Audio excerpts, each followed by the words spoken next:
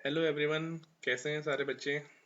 उम्मीद करता हूँ आप सब अच्छे होंगे और आपकी पढ़ाई अच्छी चल रही होगी। बच्चों, कोर्स जो मैं करा रहा हूँ थोड़ा बीच में तुम सारी क्योंकि नेटवर्क प्रॉब्लम एंड ऑल था, उस इश्यू की वजह से मैं कंप्लीट आपको नहीं करा पाया। ठीक है। तो अभी जो बात चल रही है वो चल रही थी इंडियन आर्मी का जो होने वाला पेपर है, तो उसके लिए हमने आपको एक टॉपिक शुरू कराया था समीकरण वाले। ठीक है। पहली वीडियो आप देख सकते हैं, ये उसी की सारी स्लाइड्स है। समीकरण के बेसिस पर मैंने आपको सारी चीजें समझाई थी कि क्या चीज करनी है, आपको किस तरीके से करनी है और कौन सी चीज कैसे होंगी। बहुत प्यार से समझाया था, उसमें से आपको बेसिक सबको समझ में आया होगा। देखिए, बहुत अच्छे से समझाया कि कैसे एक साइड से दूसरे साइड जाके प्लस माइनस बनता है, माइनस प्लस बनता है, जैसी चीजें भी आपको बहुत बेसिक से मैंने समझाई हैं। और उसके बाद मैंने बताए थे क्वेश्चन कैसे आते हैं। इसको टाइप 1 मान लीजिए उस वाले पैटर्न में। ठीक है। और उसकी जिसमें एक्स की वैल्यू आपने रखनी होती है, सिखाया था कि कैसे कैसे रखनी होती है। और स्लाइड खत्म की थी हम लोगों ने द्विघाती समीकरण पे। ठीक है। ये तो हुआ यहाँ तक आप लोगों का ओवरव्यू जो मैं अब तक करा चुका हूँ पिछली स्लाइड में। ठीक है, उसको जरूर देख लीजिए एक बार, छोटी सी वीडियो रहती है 10 से 12 मिनट की। अब आता है द्विघाती समीकरण। तो उसका मैंने जो स्टैंडर्ड फॉर्मेट बताया था, बताया था A X square plus B X plus C. ठीक है। फिर मैंने बात बोली थी कि अगर आपसे पूछता है निम्न में से कौन सा द्विघाती समीकरण नहीं है, और आपको ऐसे इक्वेशन बना के दे देता है ऑप्शन एक, x square plus 3x minus 5 बराबर 2x, x square plus 5x minus 6 बराबर एक्स स्क्वायर प्लस 2x। तो मैंने कहा आपने क्या करना है, सारी चीजों को एक साइड लेके अपोजिट साइड में जीरो रखना है। वो करते हुए जब आप लोगों ने देखा एक्स स्क्वायर प्लस 3x इधर से माइनस 5x इसका है, तो वहां से माइनस 2x प्लस था ना, इधर माइनस बन गया बराबर जीरो। तो एंड में सॉल्व करने पर पावर मैक्सिमम क्या रही, दो रही है ना, एक की पावर दो, तो यही द्विघाती समीकरण होता है। हाँ सर ये तो है। जैसे हमने अगला देखा था, बहुत बेसिक चीज है, x square plus 5x minus 6 बराबर एक्स स्क्वायर प्लस 2x। तो जब हम इस वाली साइड को इस साइड लेके आए तो एक्स स्क्वायर जो प्लस का था वो माइनस में आया, और जो आपका प्लस 2x था वो माइनस में आया। तो एक्स स्क्वायर से एक्स स्क्वायर घट गया तो जीरो आ गया, माइनस 5x से 2x गया तो 3x माइनस 6। तो यहां पर देखा जो मैक्सिमम पावर है वो एक है। तो आप कहेंगे कि ये क्वाड्रेटिक इक्वेशन या द्विघाती समीकरण क्वाड्रेटिक इक्वेशन क्या है, नहीं है।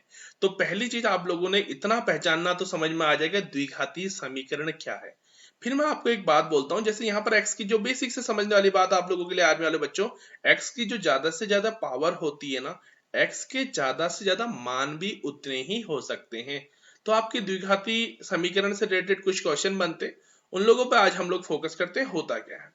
तो बेसिकली आप लोगों को मैं पहले इक्वेशन दोबारा से लिखता हूं, A X square plus B X plus C बराबर जीरो, ये स्टैंडर्ड फॉर्मेट होता है। तो मैं आपसे कहूंगा, अगर तुमसे पूछो कि इसमें से ए बी सी क्या है, जैसे मैं एग्जांपल लेके कह देता हूं, 2x square plus 3x plus 5 बराबर जीरो, जस्ट एग्जांपल लेके बोलता हूं। तो मैं आपसे कहता हूं बेटा ए बताओ, तो आप कहोगे ना सर जो एक्स स्क्वायर के साथ में है ना वो ए कहलाता है, तो यहां पर तो ए है 2। उसी तरीके से जो नॉर्मल एक्स के साथ में होता है वो बी कहलाता है, और यहां पर है 3। और उसी के साथ में जो सिंगल होता है, किसी एक्स के साथ नहीं होता, वो कहलाता है सी। एक चीज आपने बड़े प्यार से यहाँ पर कर ली होगी, सारे बच्चों को समझ में भी आया होगा। ठीक है। कमेंट में फीडबैक दिया कीजिए कि क्या चीजें समझ में आई क्या नहीं है। और यहीं पर एक चीज मैं और लिखता हूँ, 3x square minus 7x plus 4 बराबर जीरो। अगर इस तरीके से दिया रहता है लेट सपोज, तो a बराबर क्या है 3, b बराबर क्या है -7, बी बराबर क्या है -7, और सी बराबर है +4। अब बच्चे कहेंगे सर हम कैसे माइनस प्लस का ध्यान रखें, तो मैं कहूंगा ना जो ये ए होता है, ये बी होता है और ये सी होता है, ये पूरे साइन के साथ आते हैं। जैसे यहां पर तो प्लस प्लस ही था तो हमने ध्यान नहीं दिया, लेकिन यहाँ पे क्या था, ए क्या है +3 है तो प्लस में कोई दिक्कत आती नहीं, लेकिन बी क्या है -7 है और सी क्या है +4 है। तो बेटा हमेशा ध्यान रखना कि जो ये चीजें आती हैं ये अपने साइन के साथ आती हैं। ठीक है, साइन के साथ एबीसी आता है। तो जैसे कि मैं आपके लिए एक एग्जांपल और लिख देता हूं मेरे बच्चों, ये हो जाएगा +7x -12 बराबर जीरो। तो x a क्या है सर, इसके साथ कुछ नहीं होने का मतलब, बेटा बहुत सारे बच्चे डाउट में रहते हैं 1 होता है तो वो प्लस का है। b क्या है सर, b क्या है हमारा, b प्लस का 7 है तो इससे डायरेक्ट 7 भी लिख सकते हैं। c क्या है, माइनस का 12 है। आई बात समझ में? एक फाइनल एग्जांपल लिखता हूं, आप वीडियो को पॉज करके पहले आप बना लीजिएगा, देन मेरा सॉल्यूशन देख लीजिएगा। मैं कहता हूं -8x है मेरे बच्चों, और यहाँ पे आपसे कहता हूं कि क्या आ रहा है, कहता हूं यहाँ पे कहता हूं +12 बराबर 6। तो बच्चे कहेंगे सर ए क्या है?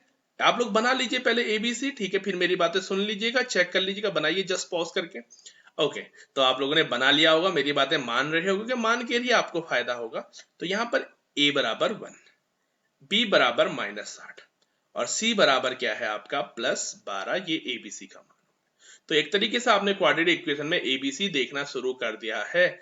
तो अब मैं बताऊंगा ये बातें मैं आपको क्यों सिखा रहा हूं, क्यों कह रहा हूं, और अगली स्लाइड में अगली पूरी वीडियो में आप इससे ना x की वैल्यू बिना कोई फैक्टर वगैरह की बात बच्चों ने सीखी है, जिन्होंने समझी है ना, उसकी जरूरत महसूस ही नहीं होने दूंगा कहीं से कहीं तक, इतने प्यार से बताऊंगा।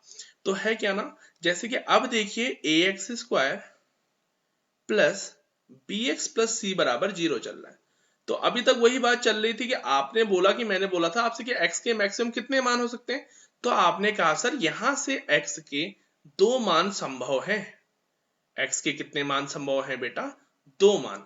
तो जनरली क्या कहते हैं, इन्हें मानों को क्या कहते हैं, x के मूल करके भी कहता है कि अगर इस समीकरण के मूल कह सकते हैं, ठीक है, समीकरण के मूल कह के भी बनाया जाता है, x के मान ही होते हैं समीकरण के मूल, ठीक है। ये तो होता क्या है, उनको हम किसी भी, देखिए 2 होते हैं बोला है, तो मैं बस इतना कह सकता हूं कि वो जो x के 2 मान है ना, उसको जनरली आपने हमेशा पढ़ा हुआ है अल्फा प्लस बीटा, अल्फा और बीटा 2 है। मैं कुछ नहीं कह रहा हूं, मैं बस ये कह रहा हूं कि ये 2 है, ये x के 2 मान है। तो होता क्या है बेटा, जब ये दो मूलों का योग होता है, यानी वो दो जो x के मान है उनका जब योग होता है ना, x प्लस बी, तो उसकी डायरेक्ट वैल्यू आपको फैक्टर करके निकालने की जरूरत नहीं है, वो आप लोग कह सकते हैं -b/a। यानी ध्यान रखना कि b आएगा, चाहे वो प्लस माइनस जो भी होगा, उसके आगे यहां माइनस लगेगा, और a क्या आता है, बिना साइन के आता है, ठीक है, यानी इसके आगे यहां पर कोई साइन नहीं होता। ये हो गया मूलों का योग। और दूसरी चीज यहां पर ही क्या आता है, समीकरण के मूलों का गुणनफल, यानी गुणा करके। ये क्या होता है, अल्फा इंटू बीटा। अगर आप लोग डायरेक्ट निकालना चाहेंगे तो बच्चों क्या होता है, अल्फा इंटू बीटा बराबर होता है C/A। ध्यान रखिएगा, साइन आगे कुछ नहीं है, C/A। तो ये हो गया है मूलों का योग, ठीक है, और यहां से आई है बात मूलों का गुणनफल। तो आप कहेंगे सर आप इतनी सारी चीजें बता रहे हो, थोड़ा एक्साइटमेंट दिखा दो, थोड़ा हमें कह के दिखा दीजिए, कोई हमें समझा दीजिए कि बात कैसे क्या बनेगी, हम भी तो देखें कि क्या चीजें फायदेमंद है या नहीं है। आगे बहुत सारी विधान, जैसे कि आपसे कहेगा x²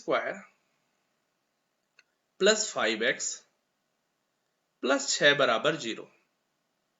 आपसे कहेगा क्वेश्चन में x के मान, में बहुत सारी चीजें आपको मिला के सिखाऊंगा कम से x के मान। तो आप कहोगे यार सर यहाँ पर तो x के मान देखो, अब आपको ऑप्शन दे देता हूँ x के मान निकालने के लिए बेटा।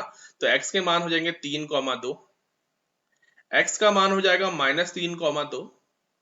ऑप्शन दे रहा हूं मैं आपको, क्या क्या हो सकते हैं वो तो बच्चे आप लोग खुद बताएंगे इस तरीके से, और बहुत प्यार से सीखेंगे। यहाँ से आप मैक्सिमम चीजें एक इक्वेशन से सीख जाएंगे ना, तो आप लोगों के लिए सीखना बहुत अच्छा रहेगा।